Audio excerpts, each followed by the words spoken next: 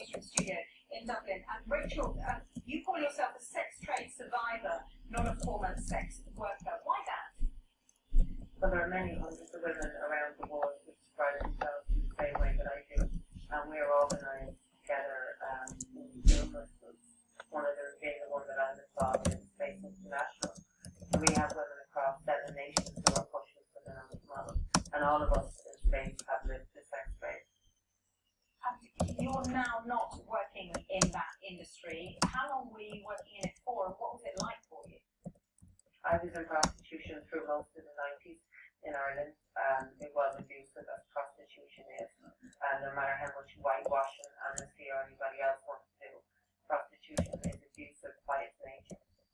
Would decriminalisation have helped you or hindered you? Would it have protected you if you did feel like you were being abused in that situation? Well, I think we need to be really clear what we mean by decriminalisation. I think that people in the sex trade ought to be decriminalised.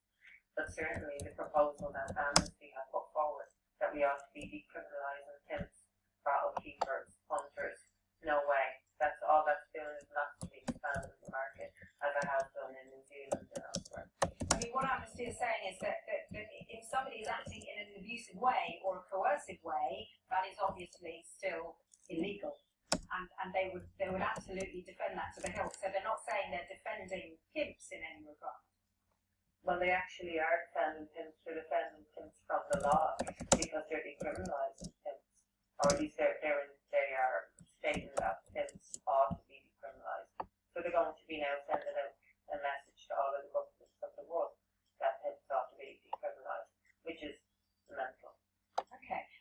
Well, you mentioned the Nordic model as it's come up twice now. But let viewers know what it is. Sweden, Canada, Norway, Iceland, sex workers are not criminalised, but buying sex and renting premises for sex are criminal offences. That's the sort of thing that you would like to see here, is it? Yes, and pimping and trafficking. So what Amnesty are endorsing is the complete decriminalisation of all parties in the global sex trade, which includes pimps. And I have to say, in my years of activism, I have never seen anything galvanise the women's movement in the way that the Amnesty decision has. Okay, well let me put that directly actually to Nick. Nick, what are your thoughts on that? So just running through the Nordic model, so the girl's not doing it, So no. but I am. Yes. Well, how the hell is that going to work? As a punter, you would think. She does want to reduce our demand. So I still get nicked. Yes. And why shouldn't you? Because if I go in, unfortunately, in this situation, but if the girl is willing to do it and she's not being coerced, women, hang on, Nick, come on, how naive are we? There's an awful lot of women that are pressurised. I've just said if she's not coerced, she's not bullied, she's not pimped, and I do a deal with her. I know for some people watching video on Sunday morning it's unwholesome, I apologise, but I do a deal to push her. Well, what is the downside? What is the downside for society of criminalising a man who pays for sex? But what have I done? No, answer the question. What is the downside for society of criminalising a man who pays for sex? The downside is that I've done a deal just as I would be if someone's come around to, I don't know, do something in my house or whatever they want to do. So it's a marketable Provided the woman is totally of her own volition. Yes, that is the key. But I think that society would, how that would damage society to criminalise men who pay for sex. I think this is coming down to issues of morality and people's personal the feelings that people have. People's feelings about prostitution when those people don't necessarily do prostitution themselves, and that's always been a part of the prostitution debate. And we're seeing now across Europe, there are moves to criminalise sex workers in countries and blame them for things. In Greece, there has been a massive crackdown on sex workers, blaming them for an outbreak of AIDS, when in fact AIDS has been on the rise in Greece because there's been austerity and they've cut down on measles programs.